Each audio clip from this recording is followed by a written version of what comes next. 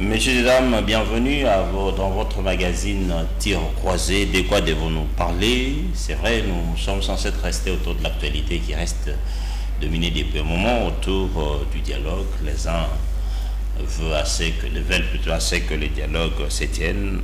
Les autres se posent la question de savoir est-ce que, au regard de ce qui se passe dans l'Est de la République, une fois ces dialogues tenus, va devoir mettre fin à cet escadron de l'amour. Les autres aussi pense que ça sera une belle occasion de pouvoir parler de l'inclusivité sans pour autant écarter X comme Y. Tout le monde, en principe, doit devoir prendre part. Pendant que le gouvernement n'entend pas les choses d'une oreille comme celle-là, en attendant que le chef de l'État nous précise à travers une communication à la nation sur ce qu'il entend et de la manière dont il veut pour que ce dialogue soit tenu. Nous allons parler aussi du rebondissement de cette affaire, c'est-à-dire cette affaire de Banyamulenge. On se pose mille et une questions, environ déjà 30 ans de guerre dans la partie est de la République démocratique du Congo, une seule communauté qui serait justement à la manœuvre. Et c'est pour autant que toutes les autres tribus sont majoritaires ou bien minoritaires. Nous les saurons tout à l'heure avec mon invité qui s'est pointé en attendant que les autres ne soient là. C'est un habitué derrière ces magazines à qui nous disons cher maître Baseko Eric. Bienvenue. Cher Yvon, merci pour l'invitation de ce jour. C'est un réel plaisir de revenir sur ce cadre avec nos amis de la technique que je salue chaleureusement. Et puis je salue effectivement les téléspectateurs d'Antenne A, fidèles et pertinents. Et j'espère effectivement nous allons passer un bon moment avec nos concitoyens qui sont en retard pour pouvoir réfléchir sur les questions d'actualité, les questions brûlantes de notre belle République. Très bien, allez, puisqu'il s'agit du dialogue, on parle du dialogue national inclusif. Vous avez quelle lecture? Parce que les uns pensent que quand on parle de l'inclusivité, on doit écarter personne, et y compris même ceux qui ont touché les armes, doivent en principe se retrouver autour de cette même table pour justifier les motifs du genre de ces comportements, bien que ce sont de paisibles citoyens congolais qui en payent le prix. Bon, tout d'abord, il faudrait se féliciter à ce que ce soit l'opposition, la majorité, soyons d'accord sur la nécessité du dialogue. Très bien. Avant, il y en a qui ont fait parler le langage de la force militaire et qui malheureusement aujourd'hui a coûté des milliers de vies aux innocents et paisibles concitoyens. Il y en a qui ont parlé de la diplomatie qui nous ont coûté des centaines de millions de dollars sans aujourd'hui arriver à changer la donne sur le terrain. Ouais. Nous avons eu avec ce lot de radicalité une politique qui excluait, qui arrêtait, qui envoyait à l'exil un bon nombre de Congolais. Mais aujourd'hui, si ceux qui dirigent ce pays et leurs alliés se trouvent dans la logique de l'inclusivité d'un dialogue, cela est une bonne chose. Maintenant, nous n'avons pas réinventé la roue. Dialogue, oui, inclusif est un adjectif qui, en son sens, a sa définition. C'est vrai que nous avons vu avec nos amis du DPS une espèce de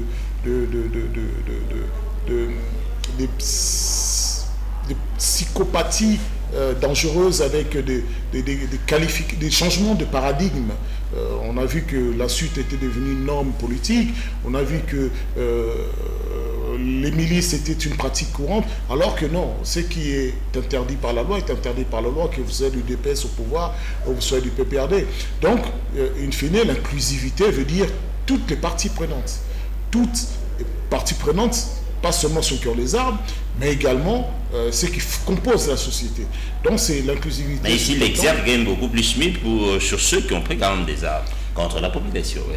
Parce que nous traversons non pas une crise, des crises multiformes que malheureusement l'UDPS n'a pas su trouver, dont l'UDPS n'a pas su trouver les remèdes pour dire. Pourtant, ils arrivaient avec un projet de société qui devait être à maturité après tant de l'opposition. Mais aujourd'hui, manifestement, ils n'ont pas compris ce qu'était que la gestion de la République. Aujourd'hui, ils se trouvent comme un élève à apprendre par les églises et compagnie. Et donc, ce qui est sûr et certain, c'est que l'inclusivité veut dire toutes les parties. Mais étant donné que la crise sécuritaire n'est pas contre une opposition qui est au pouvoir, qui est à Kinshasa, contre une opposition qui ne fait que utiliser des verbes et des adjectifs et non pas les armes ni les menaces.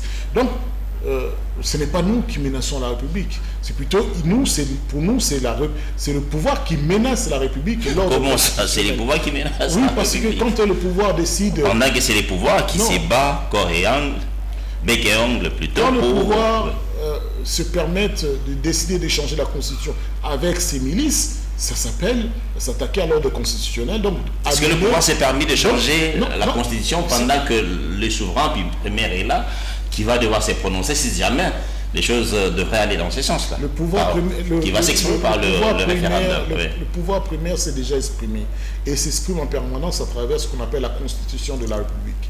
Et cette norme qui cadre tout, même la folie des hommes, qui cadre même l'imprévisibilité du peuple. Ce n'est pas quelque chose qu'on peut dire, oui, mais je soumets ça à une nouvelle génération qui n'en comprend pas les tenants, les aboutissants. On dit, on va changer les normes. Non, le pouvoir a menacé effectivement l'ordre constitutionnel. C'est pour cela que nous nous sommes constitués un temps en 1664. On respecte l'ordre constitutionnel. Parce qu'on respecte l'ordre constitutionnel, in fine, on respecte les institutions. Effectivement, un certain nombre qui pensent que l'institution veut dire chef Félix Antoine Tshisekedi et ses amis.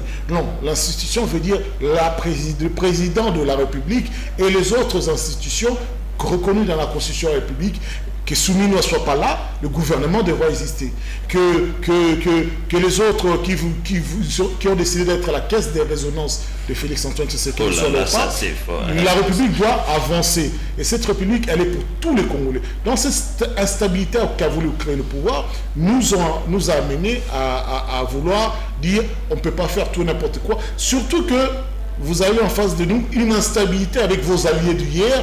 Cette instabilité-là, elle est flagrante, elle est déstabilisante, elle ampute la République d'une grande partie à la fois de ses forces vives, de ses richesses, mais également de son intégrité.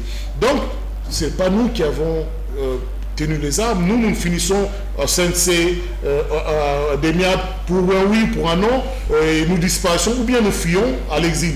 Alors que ceux qui ont pris les armes, vos alliés d'hier, ils sont sur place, ils sont dans cette République, ils disent, si vous touchez une virgule, nous déclarons une République autonome. Donc, c'est eux qui menacent réellement le Congo de demain. Nous, non, nous croyons en l'ordre constitutionnel.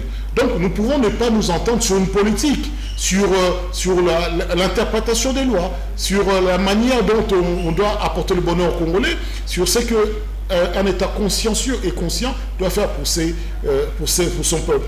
Mais alors qu'avec l'autre qui a pris les armes, c'est nous contre eux, nos richesses contre les leurs, nos biens. Donc nous voulons être une partie d'une souveraineté où nous dirigeons un peuple. Très bien. Alors, ce qui est important pour nous, c'est que ces gens-là, qui disent également œuvrer pour l'intérêt du peuple, ben, si eux ils œuvrent pour l'intérêt du peuple, nous y croyons, nous, à ce combat de l'ordre constitutionnel. Pour l'intérêt du peuple, en les tuant, en prenant les armes contre la République. Ça, c'est quelle façon? Ils disent la dictature, c'est ici.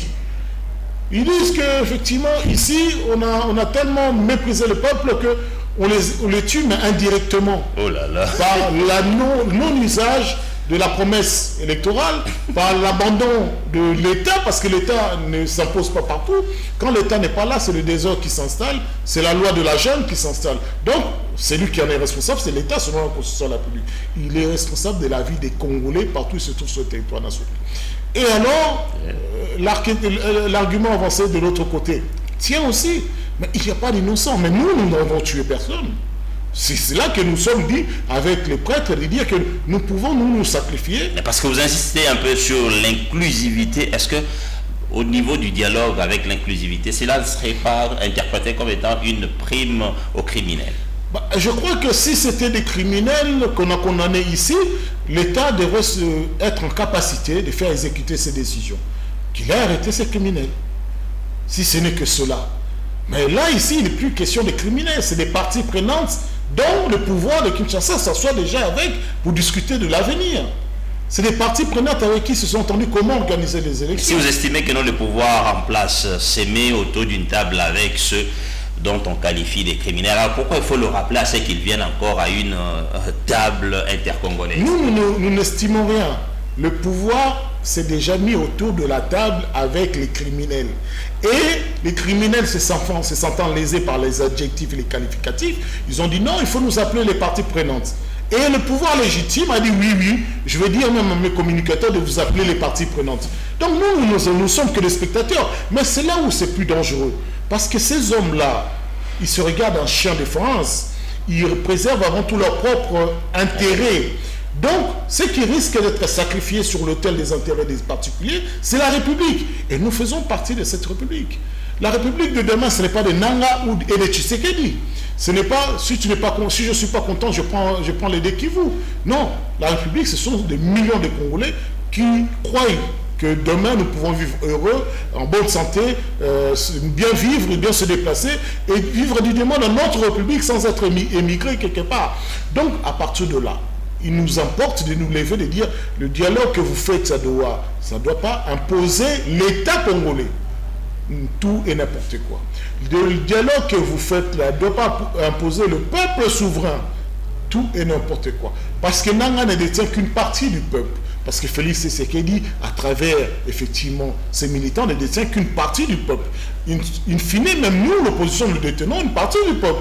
Donc, la cohésion veut dire que tous ces composants doivent se mettre ensemble pour former la République démocratique du Congo, un peuple déterminé à vouloir avancer dans la paix et dans la cohésion nationale, c'est de vivre ensemble. Donc, quelque part, le chef de l'État n'a pas tort pour dire qu'il va convoquer un dialogue qui va connaître la rupture avec tous les autres dialogues qu'a connu la République des 60 jusqu'à ces jours. Je ne sais pas ce que c'est que cette rupture, puisque c'est toujours un dialogue. Je ne sais pas ce que ça va changer, in fine, en employant des termes qui... Parce que par le passé, on a vu chaque dialogue, c'est une ouverture vers les institutions, on intègre justement ceux qui se sentaient... in fine, ça va se faire. Il ne faut pas mentir au peuple congolais, ça va se faire. Parce que dans 2 ans, Félix Tshisekedi ne sera plus légitime. Il ne veut pas organiser... Alors ça dit quelque part, ceux qui refusent ces dialogues, vous leur donnez raison? Parce qu'ils disent que non, ces dialogues finiraient par ouvrir les institutions et intégrer pratiquement ceux qui ont pris les armes contre la République. Non, attendez. Oui. Ici, il est question de l'État de la République. Ceux qui ont pris les armes détiennent une partie de la République. Quand vous n'êtes pas en capacité de les déloger, vous dites, si vous aimez cette République, venons discuter. Avant qu'eux, ils arrivent ici. Parce que quand ils arrivent, vous ne serez plus en capacité de parler du dialogue. Vous allez fuir. Et en attendant que vous fouillez, nous aurons sacrifié une économie, nous aurons sacrifié l'avenir de nos enfants, nous aurons sacrifié des innocents, nous aurons peut-être provoqué une guerre tribale. Non, nous ne voulons pas de cela. Parce que l'avenir est tellement incertain qu'on ne peut pas jouer avec. Nous savons vers où nous venons et nous ne voulons pas aller vers là. Donc la sagesse veut que nous parlons. Quand vous parlez effectivement des ouvertures... c'est une ouverture qui semblerait à l'évidence normale. Pourquoi? Parce que le pouvoir en face va devenir illégitime. Et là, carrément, nous risquerons de connaître ces mêmes recettes avec les mêmes presque animateurs. Non, avec presque le même mot plutôt. C'était une recette qui a fonctionné. Qui nous a ramené là. Mais apparemment qui a montré ses limites, parce que nous ne devions pas nous retrouver là où nous sommes aujourd'hui. Non, c'est-à-dire que l'homme est amené à évoluer. Nous apprenons de nos erreurs. Mais en tout cas, c'est une erreur qui nous a amené vers 30 ans d'accalmie, une vingtaine d'années d'accalmie. Oui, quasiment nous allons vers 30 ans, effectivement. 30 ans d'accalmie veut dire quoi? 30 ans de cohésion, oui, 30 ans de cohésion nationale, 30 ans de reconnaissance des frontières de la République démocratique du Congo, 30 ans d'espérance que demain ça ira mieux. C'est ça que ça veut dire. Et cette cohésion nationale, bien qu'on pouvait dénoter un certain nombre d'acteurs, dont les 2003, on a connu la transition. 2006, on a organisé les élections. On a une constitution de la République. 2009, je crois, 2009-2008, l'Est de la République a commencé, comment il y a eu les crépitements de balles avec CNDP finalement jusqu'à ce que... Maintenant, nous faisons une confusion entre les ennemis de l'extérieur et les querelles internes. Voilà. Ça, c'est autre chose. Les querelles internes peuvent être exploitées par les ennemis extérieurs, c'est que le Rwanda a toujours fait, à chaque fois qu'il y a une querelle interne. Mais les Nkunda, C'était une querelle externe, c'était une attaque externe. C'est pour cela qu'Obama leur a dit quittez Goma. C'est flagrant, c'est externe. Mais Nkounda était reconnu ici comme un sous-chef congolais. Mais le problème, c'est ça que je dis. Le Rwanda ne fait qu'exploiter les querelles internes. Il ne fait qu'exploiter et l'alimenter. C'est pour cela qu'on veut nous ramener ce débat des Banyamulenge, parce qu'ils ont vu effectivement... On en parlera effectivement, que notre débat, finalement, ne pose plus... Si les Congolais s'asseyent, ça ne regarde plus le Rwanda. Ça ne regarde plus le Rwanda, le Ghana et le Burundi. Mais on les fait combien de fois? Parce qu'on a vu en 2009 avec CNDP, je crois, on en a vécu encore vers 2012-2013. Mais c'est pas le dialogue qui a toujours manqué, c'est pas autour de la table que cela a toujours manqué comme recette pour que les Congolais se parlent entre eux et trouver solution au regard de ce qui se passe dans l'Est de la République. La guerre n'est pas une recette non plus. La diplomatie n'est pas une recette. Finalement, nous les hommes ne disposent que de ces recettes-là. Et on fait avec cela. Mais effectivement, mais moi je réitère ma réflexion. La recette qui a fonctionné et qui pourrait fonctionner à l'avenir, c'est cette recette de la Constitution, de la République, pour tous.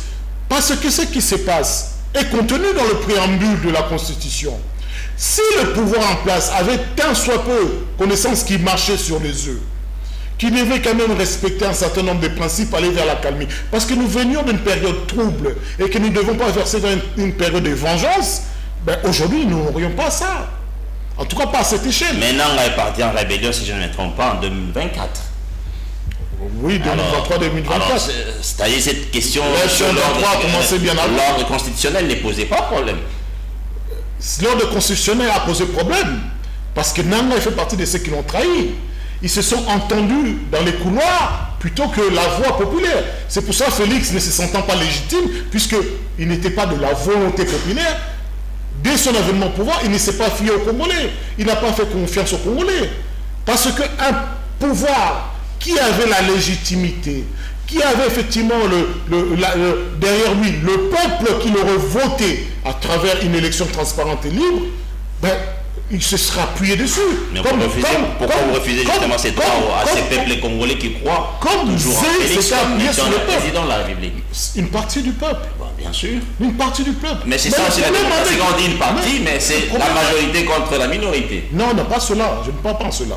Je parle du fait qu'on prend des outils de la démocratie pour en faire une statue de la dictature. On prend les élections, mais on décide d'un aparté. C'est ça qui s'est passé en 2018. On prend les élections, mais on se partage les appareils. Nous avions vu aussi dans la des sorties médiatiques sur cette question avec toutes les précisions possibles. Il n'est pas allé dans le sens que vous abordez la question. Oui, parce que Nanga fait partie des acteurs de ce désordre. Il fait partie des artisans de la meurtrissure qui se passe dans la République démocratique du Congo. Donc les blessures que nous subissons, Nanga fait partie de ces artisans. Donc ils ne voudront pas laisser prise sans qu'ils aient des garanties pour leur propre existence. Comme ceux qui sont aujourd'hui autour de Félix Antoine Tshisekedi, qui sont autant de criminels qui se cachent derrière Félix Antoine Tshisekedi, mais ils vous n'avez pas de preuves, ce ne sont que des allégations. Quand je vois, mais si vous avez disposé, je pense la justice est là. Vous pensez que 2000... Vous êtes d'ailleurs maître avocat, vous maîtrisez bien ces secteurs. Vous pensez que 2000 de nos compatriotes peuvent mourir dans la prison Makala, que ça part dans l'ordre des choses? Vous pensez que nos mamans qui sont en prison, sans peut-être avoir commis une infraction, peuvent être violées comme ça et laissées dans la nature? Est-ce que vous pensez qu'il est normal qu'on aille assassiner des gens dans l'église parce qu'ils s'appellent des Wazalendo? Mais la justice est là, les gouvernements y travaillent aussi, cher maître. De quelle justice? Dont le chef d'État... Vous refusez la même justice sur laquelle vous y tenez à ce que l'ordre constitutionnel soit respecté. Je tiens à l'idéal de la justice, pas à la justice que le chef d'État a déclaré moribond. Pas la justice que le ministre de la Justice a voulu réformer sans avoir fait un pas. Pas la justice des vengeances. Pas la justice qui se déclare déjà KO debout. Parce que pourquoi le chef d'État se décortique autant? Parce qu'il a conscience que cette justice est malade. Pourquoi elle est malade? Parce que les Congolais sont malades. C'est pour cela qu'il dit qu'il veut réformer avec une nouvelle jeunesse. Mais cette nouvelle jeunesse-là, si vous la semez sur le même sol, avec de vieux graines pourries, avant qu'ils germent, cette jeunesse sera également pourrie. C'est ça le problème. C'est une justice, l'idéal de la justice. Moi, en tant qu'avocat, Je connais l'idéal de la justice et j'y crois. Mais notre justice a une théorie et une pratique. C'est une justice où tu n'as pas d'argent, tu es coupable. Si tu n'as pas de relation, tu es coupable. Ou tu peux aller en prison sans avoir vu ton juge naturel, sans avoir eu à être jugé dans le temps et être sanctionné par une décision judiciaire, mais tu restes en prison 5 ans. Tu peux y être sans avoir un mot qui te fasse entrer, un mot qui te fasse sortir. Je sais que vous êtes conscient de la réalité de ce pays, et nous sommes en train, nous en tout cas dans le domaine judiciaire, nous savons ce que c'est que l'idéal de la justice, et nous nous battons même parfois contre certains juges, certains magistrats. Il y a des corrompus. Effectivement, certains avocats se complaisent dans ce délire. Mais la justice qu'on nous enseigne à l'université, ce n'est pas ce que nous subissons. Il y a beaucoup de tristesse dans la pratique de la justice, mais nous y croyons, parce que nous devons y croire. C'est un idéal. L'homme, s'il arrête de rêver, il meurt. Et nous ne pouvons pas arrêter de rêver. Donc, effectivement, on ne peut pas utiliser les accessoires de la démocratie, de la justice, pour dire nous voulons que vous restez éternellement au pouvoir. Tikala Seko na Seko. Nous savons ce que c'est que les Seko na Seko. Les Seko na Seko, on prenait des prisonniers politiques, on va les jeter dans le fleuve la nuit. C'est ça les Seko na Seko. Les Seko na Seko, vous êtes dans la famille, vous vous méfiez de votre enfant qui va jouer des délateurs auprès d'un pouvoir qui va vous tuer demain. Les Seko na Seko, on ne peut pas s'habiller comme on veut, on ne peut pas penser comme on veut. Ça nous a amené où? Ça nous a amené en quoi? Ça nous a ramené à l'âge de pierre. Parce que les Seko na Seko, c'est ça qui fait aujourd'hui qu'on n'arrive pas à émerger. Alors que nous nous souvenons, nous, de certains pays, Éthiopie, Mali, des pays qui étaient en arriéré, dont on mourait de faim. Pendant que nous, dans Seko na Seko, on était en train de distribuer des terres érables, nous étions en train de jouer avec l'argent. Mais aujourd'hui, ces pays nous prêtent des avions, nous vendent des avions usés. On va chez eux, ce n'est pas comparé avec la saleté que nous avons ici. Donc, à un moment, il faut être conscient de la réalité. Il ne faut pas aller dans la propagandiste, il ne faut pas aller dans le fanatisme, vous ne me verrez pas là-dedans. Il n'y a pas un homme de providence qui viendra sauver le Congo. Chaque Congolais doit être artisan de ce qu'il doit devenir demain. Et pour cela, chacun prend ses responsabilités. Très bien.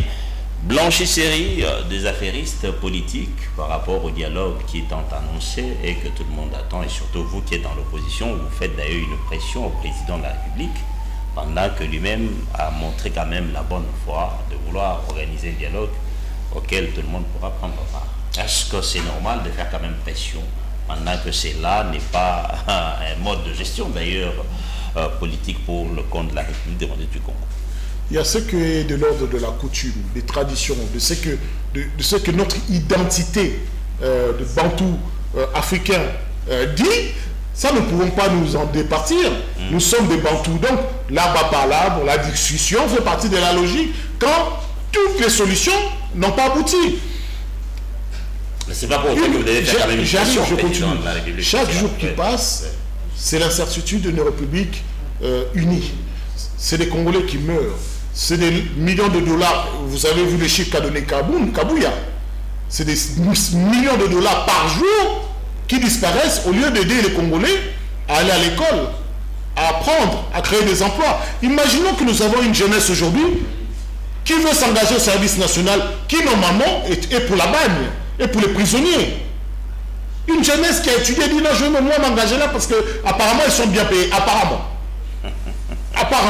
Parce que moi, je sais que c'est les bien payés dans cette République. Si un fonctionnaire qui fait tourner la République n'est pas bien payé, excusez-moi, service national, prisonnier, Kounouna, vous les ramenez pour fouetter les gens, vous dites que vous les payez correctement?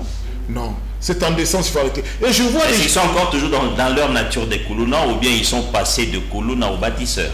Parce que déjà en venant du centre des Kanyamaka, c'est là, sûrement, ils ont suivi quand même une transformation et ils sont la nouvelle personne. Non, la conscience est un évidemment, je ne crois pas ça. Vous savez, sinon nous aurons... Vous les appelez bâtisseurs, on ne les appelle plus Koulouna. Oui, les appelez comme vous. On n'a pas trouvé la remède pour la réinsertion, ça n'existe pas. Nous avons des États beaucoup plus avancés que nous, qui mettent les moyens financiers pour rééduquer les psychologues et tout ça. Ils n'ont pas réussi à éradiquer la criminalité. Pour preuve, même ces jeunes, hier au boulevard, je me suis pris le chou avec l'un d'eux. C'est parce qu'à Zokombola que moi je ne peux pas prendre un taxi là, alors que c'est un arrêt. Il me parle comme si nous étions amis, nous ne sommes pas amis. Il me parle sans avoir la considération, l'éducation même de ce qu'il y a Congo, il y a Bantou, il n'a pas. Alors ne me dites pas parce que c'est l'habit qui fait le moine. Ce n'est pas l'habit qui fait le moine. c'est le comportement. Et si on juge chacun de ces voyous qu'on envoie aller taper des mamans parce qu'ils vont dans la rue. Ah, vous vous appelez des voyous, pourquoi, cher ami? Ils sont passés de Koulouna pour bâtisseurs. Vous refusez ne serait-ce que ça.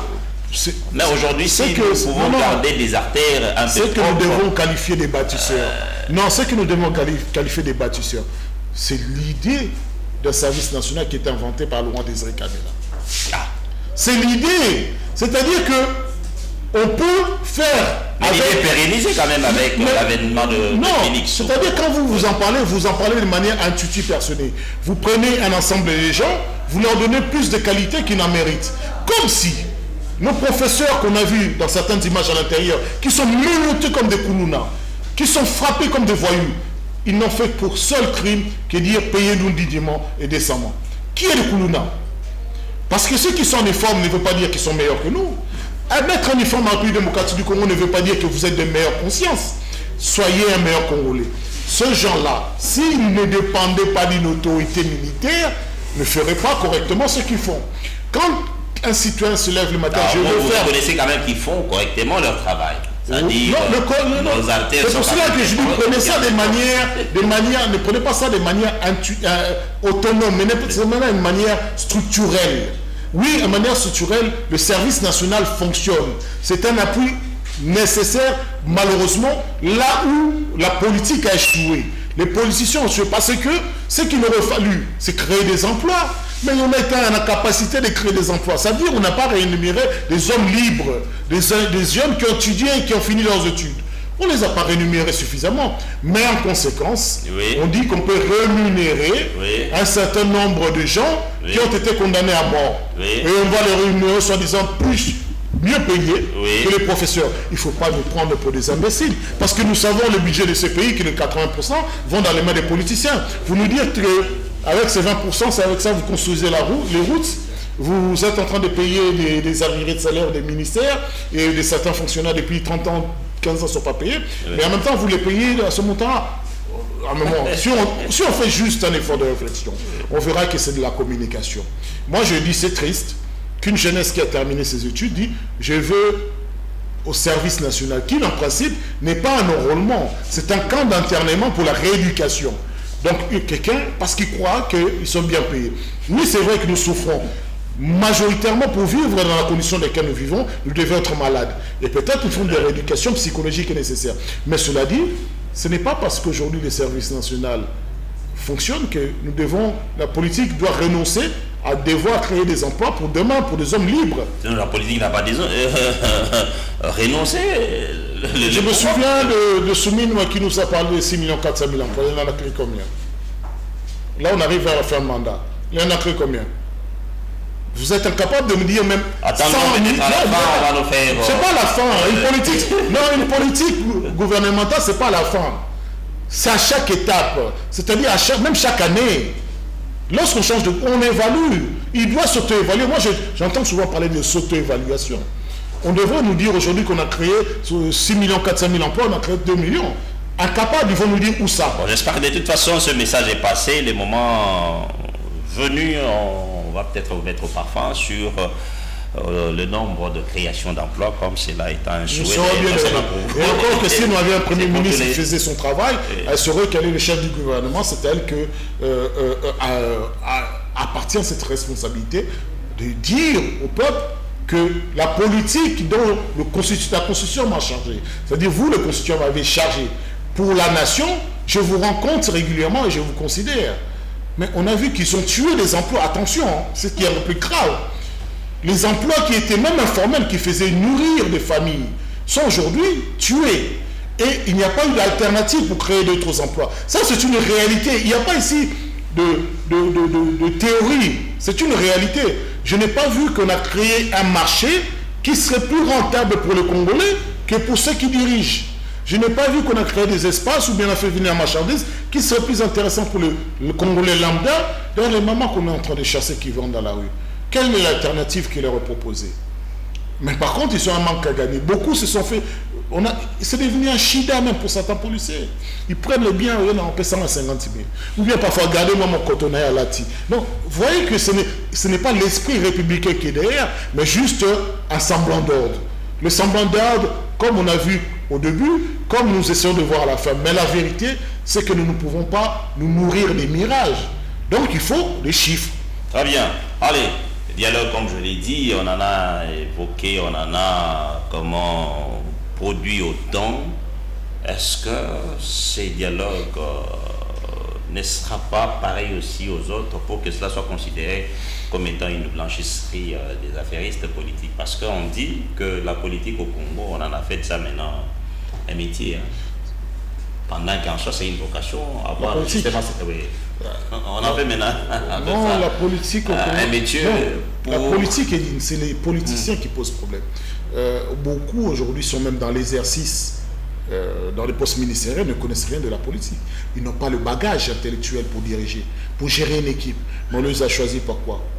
Par connivence, par amitié, par relation. Donc finalement, ce n'est pas rendre service à la République. Ça, c'est la première des choses. La seconde chose, moi je trouve que je suis effrayé. Je suis effrayé parce que il n'y a pas réellement de perspectives claires.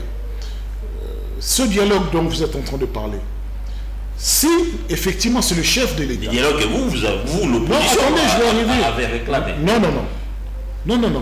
Là, je ne suis pas d'accord. Okay. C'est là qu'on est en train d'utiliser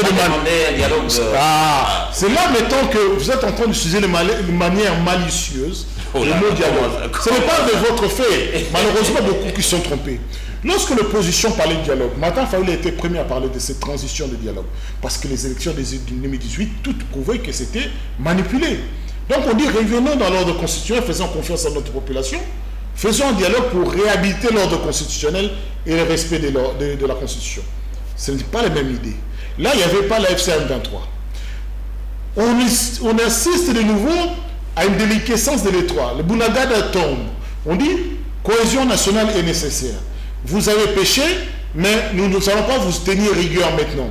Faisons un dialogue pour nous garantir que demain, si nous nous battons à vos côtés pour libérer aujourd'hui ceux que vous avez invités hier à Kinshasa, vous avez logé au feu de la République, vous êtes entendu, on ne sait pas de quoi, mais s'ils partaient, que vous ne deviendrez pas le bourreau, le menteur, le voleur d'hier. C'était ça la logique.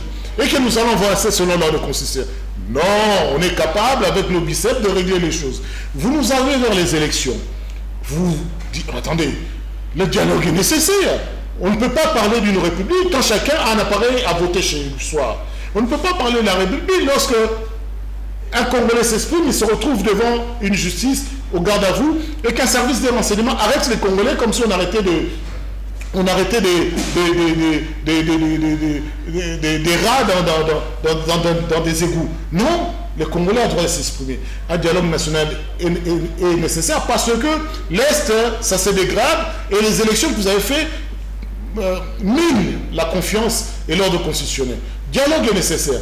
Nous répondons non, moi je suis ouvert. Je suis ouvert, mais vous avez voulu faire un dialogue national selon vos termes, nous avons renoncé. Et Bérand a voulu faire un gouvernement d'union nationale. Nous avons renoncé parce que nous ne cherchons pas un pouvoir. Nous cherchons l'ordre constitutionnel, nous cherchons l'avenir de la République. Nous n'avons plus demandé de dialogue. Eux, ils demandent un dialogue parce qu'ils veulent un glissement. Les intérêts sont autres. Ils ne veulent pas organiser les élections, ils veulent un glissement, ils demandent un dialogue. Ils ne veulent pas demander un dialogue parce que... Vous avez refusé les dialogues, mais pourquoi au 15 septembre vous projetez une marche qui aura pour chute devant le... Non, nous n'avons pas refusé le dialogue. Je reviens à dire, c'est pour ça que je vous dis, si ce dialogue-là était effectivement le terme de référence donné à la CENCO-LCC, parce que j'ai été invité, j'en ai assisté, j'ai vu les termes de référence du parti républicain proposé par le CC la CENCO. Si c'est ce genre de dialogue-là, je dis oui, il faut y aller au plus vite. Parce que nous avons plusieurs problèmes dans plusieurs secteurs et de manière tout à fait désordonnée en interne et en externe. Et il faudrait que, à travers ce dialogue tel que c'était proposé, ça permettra à plusieurs composants de la société de s'intégrer dans la chose publique et chacun aura un regard sur la manière dont vous gérez les choses. Et cela remet tout le monde de manière égale. Mais si ce dialogue-là, vous nous parlez, c'est de dire que juste partager les postes sans perspective, juste rester au pouvoir sans perspective, je dis au peuple congolais, soulevez-vous contre tous les hommes politiques, parce qu'ils ne sont pas réellement des hommes politiques. Oui. Ils n'ont pas la compétence et la capacité de la chose publique. Ils veulent juste gérer, continuer à gérer leur famille, leur maîtresse et leurs amis. Et ça, ce n'est pas la République que nous voulons.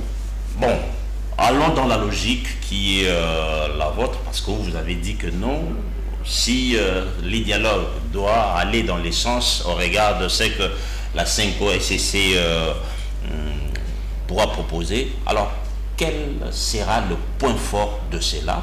Et d'une part, quel sera le point faible? Parce que de toute façon, un travail humain est toujours entaché des irrégularités.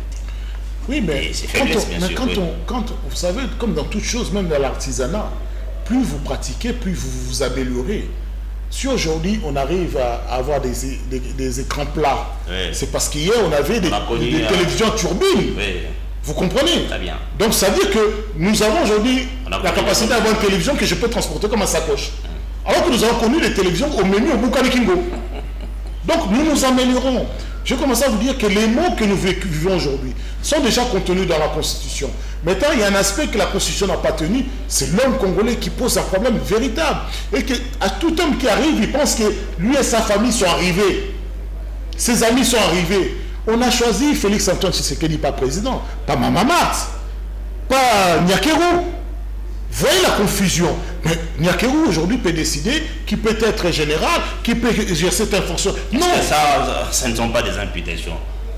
Ce sont des réalités de notre société. Vous faites partie de son cadran pour comprendre que non, des fois c'est un peu difficile sur l'élévation nous faisons partie du monde politique qui fait qu'aujourd'hui...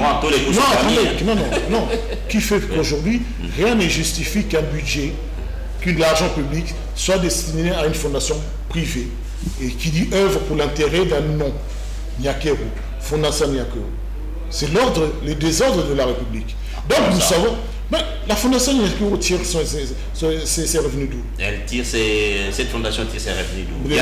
On ouvre la parenthèse et puis on va faire rapidement. Mais de l'argent public. De l'argent public. De l'argent public. Il y a une ordonnance dans ce sens-là, il y a une communication officielle pour dire que non, tout ça sort dans les chiffres effectivement de l'État. L'argent est retracé. L'argent doit être retracé. À part les désordres qui se trouvent à la présidence, qui peut... Vous y avez jeté un coup d'œil des rubriques se retrouvent. Sur les réseaux. Ce n'est même pas d'aujourd'hui. Pourquoi est-ce qu'on a des procès aujourd'hui des Friva et compagnie? Pourquoi est-ce qu'on a des procès des gens, vous êtes nommé ministre, vous disposez de l'argent public destiné à des individus spécifiques, vous voulez en faire autre chose et vous distribuez l'argent comme si c'était des miettes de pain. C'est pour cela qu'on a des procès de règlement de comptes en cascade, mais ça ne veut pas dire que c'est faux. Ça veut juste se dire que c'est malheureux. C'est malheureux. Et donc, effectivement, le fondement de l'homme politique congolais, le Congolais ne connaît pas la politique. C'est dans notre culture de dire, nous avons un chef. Nous avons un chef. Le chef, Mkonzamboka, Talabi Solikambo. Oh papa bana, maman bana. Non, Félix Tshisekedi n'est pas mon papa. Il est président de la République. Il est président de la République. Je le reconnais, cette autorité, conformément à la Constitution. Nyakero, c'est sa femme. Ce n'est pas ma présidente, elle n'est pas présidente. Elle n'a pas d'injonction à me donner. Vous comprenez? Elle nous a donné des injonctions. C'est la réalité constitutionnelle dont je vous donne l'exemple. Effectivement. Donc, nous faisons cette confusion de penser que, par exemple, le chef d'État doit construire un tronçon de route. C'est marqué où? Ah, ok. Là, je suis d'accord avec vous. Le Congolais n'est pas adepte de la politique. Dans ce sens-là, mais par contre, il y a des campagnes pour l'abrutissement de la population. On devrait même, par la loi électorale, interdire à tout candidat de donner un franc à quiconque. Sinon, ça s'appelle acheter des voix. Vous voyez, la politique, ça ne se fait pas seulement à travers les actes, mais c'est à travers une conscience, une formation. Allez, rapidement, parce que j'ai posé la question sur les dialogues. Quels seraient les points forts et les points faibles sur, si jamais on doit organiser ces dialogues sous format ECC5, et contrairement aussi, si jamais c'est la partie sur l'initiative du président de la République? Ces dialogues doivent mettre en exergue la République. Ses frontières, la nationalité, les devoirs, mais aussi les devoirs s'accompagnent des sanctions. Il faut que les sanctions sortent de terre. Ça comprend des principes. de séparation des pouvoirs réels et de l'indépendance judiciaire. Cette indépendance qui doit se manifester par des hommes intègres, bien rémunérés, avec des moyens à la fois à l'intérieur et aussi dans la capitale. On fonctionne comme si la République démocratique du Congo était Kinshasa, ou bien Kisangani, ou bien des grandes villes. Non. Ça, c'est l'impression que vous avez. Non, c'est une réalité. Heureusement, j'ai des chances de voyager en interne. Est-ce que vous savez que les fonctionnaires, ceux qui sont payés ici, c'est pas comme on est payé à l'intérieur. Bien sûr que oui. On y arrive, premièrement. Ça, c'est déjà une inégalité. C'est une inégalité. Non, c'est une inégalité. Très bien. Ça, c'est la première des choses. La deuxième des choses, est-ce que vous savez les difficultés qu'on rencontre certains fonctionnaires pour être payés là-bas à l'intérieur? Il y a une connivence entre l'autorité politique et l'autorité de la banque où vous vous faites amputer de votre salaire parce qu'il manque une virgule sur votre nom. Parce que, comme si on ne vous connaissait pas. Vous voyez des réalités, une mafia qui s'organise. Quand on parle de l'intérieur, on ne veut pas dire qu'on n'est pas dans la République démocratique du Congo. On doit bénéficier des avantages que bénéficie la capitale. On doit donner aux Congolais le choix de sortir partout de sa ville, de son village, pour se déplacer. Est-ce que vous savez que pour quitter ici Kikwiti, pour quitter ici à Kinshasa pour aller à Kikwiti, combien de postes frontaliers que je dois traverser? Je dois prouver mon identité alors qu'on n'a pas une pièce d'identité? Je dois corrompre les agents de DGM parce que la carte d'électeur s'est effacée? Est-ce que vous voyez les réalités? Nous, je suis toujours au Congo. Est-ce qu'il faudrait mettre tout ça sur les dos du président de la République? Parce que nous sommes restés environ une trentaine d'années sans un document comme celui-là. C'est sous le dos des gouvernants. Chef de l'État, il est le responsable de la majorité présidentielle, il est le responsable du gouvernement qui l'a donc choisi, c'est son premier ministre, il est l'exécutant. Oui, c'est sa responsabilité. Mais on vous dit que le chantier, c'est pas en un jour qu'on pourra automatiquement résoudre et régler tout ce qu'on a. Le chef de l'État n'a pas eu une pièce d'identité? On ne peut pas donner une pièce d'identité? Pourquoi est-ce que vous n'en avez pas? Moi, j'en ai pas. Est-ce qu'avant que Félix Tshisekedi arrive au pouvoir, le passeport ne sortait pas? Pourquoi est-ce que tu es venu à Calvaire? En quoi vous voyez que le chantier s'est amélioré? Le chantier veut dire que chacun fait sa part pour aller mieux. Pas chacun vient détruire ce que l'autre avait fait. Je vous donne l'exemple parfait des passeports. Vous arrivez, vous trouvez effectivement le marché a été attribué à quelqu'un. Vous dites, on a un commissionnaire. Vous tuez le marché, vous rompez le contrat avec une société privée qui va vous attaquer dans une cour de justice extérieure. Vous serez amené à payer pour rupture abusive du contrat. Ça, c'est déjà fautif. De deux, vous choisissez un ami à vous. Vous augmentez le prix des passeports. Vous vous rétribuez l'argent. En quoi? Et mettant la personne. Il faut qu'il soit capable de produire la qualité dans le temps et surtout la quantité. Vous êtes en train de pénaliser nos concitoyens. Dans un pays où on n'a pas de pièces d'identité, je répète encore, carte de l'État n'est pas une pièce d'identité et n'a pas vocation à faire office d'une pièce d'identité. En général, la carte de l'État a une durée de vie, le temps des élections. Le temps des élections. C'est pour cela que Kadima et compagnie, ou bien même, ils ont dit on va faire des cartes d'électeurs effaçables. Parce que comme ça, il va s'effacer tout seul. Ouais, parce que le temps des élections, c'est ça. Là, c'est les côtés forts des acteurs politiques congolais que vous êtes allés. En principe, ce n'est pas juste un acteur politique. Quand il y a des choses comme ça, une justice indépendante devrait intervenir. Tous ces millions de dollars, qu'est-ce que vous en avez fait? Je reviens. Chef d'État, une pièce d'identité devant les caméras. Vous en avez une. On a même donné un programme. Est-ce qu'on a une pièce d'identité dans ce pays? On n'en a pas. Aujourd'hui, on paye un permis 120, 130 dollars. Est-ce que vous savez réellement le coût que nous revient à la République un permis? 10, 15 dollars, 20 dollars maximum. Vous ne pouvez pas sortir cet argent. Merci, c'est très facile de les dire ainsi, mais bon, je pense que là... Oui, c'est très facile parce que c'est après coup. On compare, on dit... Mais c'est là, on pouvait toutefois ficeler les dossiers, vous amener, et puis bon, je n'ai pas la population congolaise pour en tenir gain de cause. Non, c'est au parquet d'aller chercher des infractions. Mais si vous en détenez quand même des preuves, regardez ce que vous alléguez ici. Mais non, vous pouvez aider aussi la justice. Cette justice, vous amenez des dossiers. C'est une affaire. C'est une affaire congolo-congolaise. Non. Là, c'est pas une question de nationalité, c'est une question de classe sociale. C'est une question de relation. Au même dossier de la justice, Yomro Limoui. Mais tu te poses la question, quel est mon crime? Il y a un jeune qui vient de mourir, Vali Amissi. On a arrêté son tueur, qui a dit que je l'ai tué. On m'a donné des ordres. Il est juste au Congo-Brazzaville. Combien, qu'est-ce qu'il y a? Il n'y a plus d'avions qui viennent de Congo-Brazzaville, de bateaux qui viennent de Congo-Brazzaville pour être jugés? Bon, je crois qu'il y a un processus qui reste lié justement. Quel processus reste? On a vu ici, on a vu notre cher ami, son extraction, notre oui. TikTokeuse, Son extradition, oui. Denise Duséchois se fait arrêter à Brazzaville. Elle est arrivée quoi? Au bout de 2 jours. Parce que tout est déjà fait en termes de droit, en tout cas. Bon, observons, c'est que des intérêts. Là où ils ont leurs intérêts qui sont plus forts, on est en train de mépriser les lois de la République. Et ça, c'est dommage. Allez, on aborde les 2 derniers sujets et puis on va terminer par là. Revenons un peu sur l'abondissement de l'affaire de Banyamulenge. Environ 30 ans de guerre dans l'Est de la République.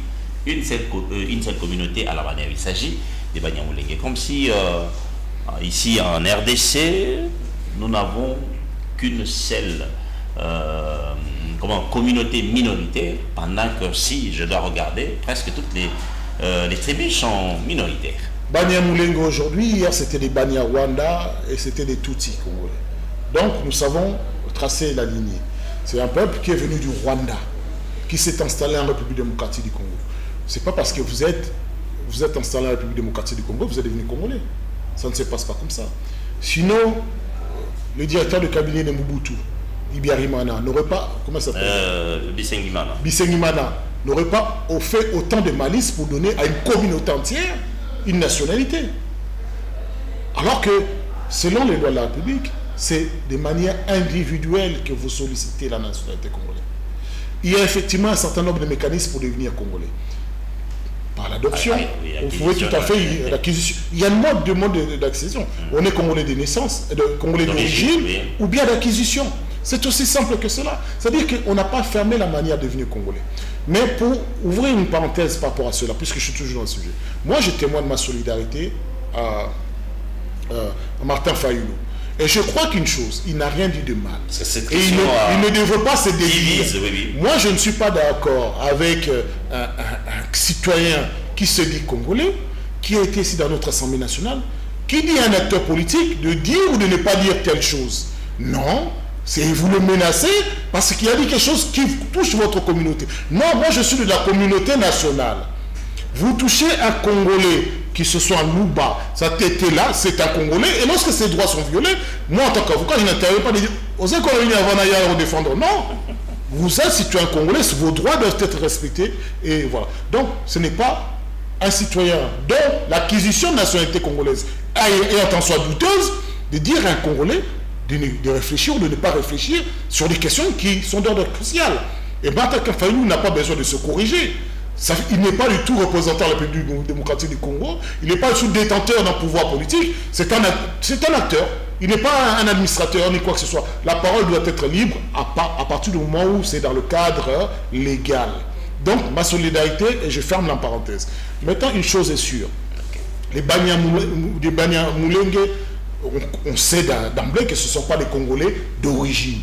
Parce que c'est la seule communauté qui pose des problèmes d'origine. C'est la seule. Comme vous avez dit, on a répertorié des ethnies. Mais en plus, Banyamulenge n'est pas une ethnie. Ce n'est pas une ethnie. C'est une communauté. Alors nous, le Congolais d'origine, c'est une ethnie. Des ethnies, oui. Ce ne sont pas des communautés. Qu'est-ce que c'est une communauté? C'est l'ensemble des gens qui vivent quelque part. Et qui restent liés aussi à leur langue. Comment voulez-vous que dans une communauté, tous vous soyez Tutsis? Pourquoi? Allez au Congo central, vous allez voir les Louba. Allez au Kwilu, vous allez voir les Ngala.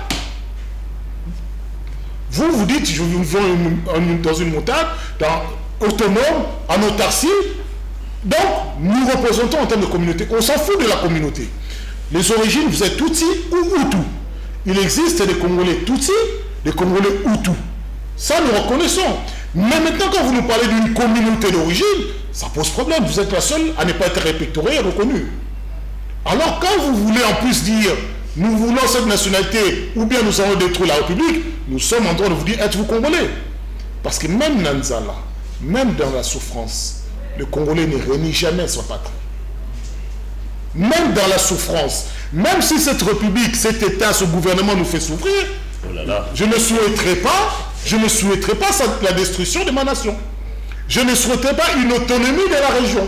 Je ne souhaiterais pas une balkanisation ou une soviétisation. Mais c'est aussi simple que ça, la patrie, le patriotisme. On accepte dans ses imperfections. Par contre, on va souffler à l'État. Moi, j'ai dit une chose. Ce n'est pas pour autant que cela donne le droit à notre gouvernement, à notre armée, d'aller bombarder des zones peuplées de civils, tout y soit-il ou tout soit-il, ou bien de communautés soit-il. Ce n'est pas pour autant, ça donne le droit à une communauté de prendre les armes contre l'État, contre les autres communautés. Parce que sinon, on va vous dire quelle main vous donne autant d'assurance. Merci. Sachant bien que c'est la première communauté qui a été enrôlée pour déstabiliser Mobutu. C'est la première qui prend. Et cette communauté va être de manière exagérée, représentative dans l'armée, les services des renseignements, mais également au sein des appareils politiques. En vertu de quoi? Et moi, je trouve qu'elles étaient fortement représentées. Là, je reconnais toujours, c'est la doigté que Félix Tshisekedi a eu de remettre les choses à plat. Quand on est 450 ethnies, on doit avoir 450 personnes qui nous représentent à l'Assemblée nationale. Mais nous ne nous en demandons pas tant. Moi, je ne souffre pas de cela. Merci. Voilà. Mesdames et messieurs, ça n'est fini pour aujourd'hui. Sinon, un grand merci de vous avoir rendu disponible pour passer ces petits moments ensemble. Bien que les autres, je crois, ne s'y sont pas présentés. C'est la bouteillage. C'est une réalité qu'aujourd'hui, si nous sommes arrêtés à beau comprendre, c'est invivable. Merci. Allez, voilà, mesdames et messieurs, ça n'est fini pour aujourd'hui. Un grand merci à cette équipe qui nous a accompagnés. Merci à mon invité, Eric, maître avocat Eric Basselo, de nous avoir honorés. Merci également aussi à vous qui nous suivez, qui avez l'habitude de nous suivre tous les jours et toutes les fois plutôt sur votre chaîne de référence Antenne A. Retrouvons-nous prochainement pour un nouveau numéro. Moi et mon invité, y compris avec l'équipe technique, nous vous disons bye bye.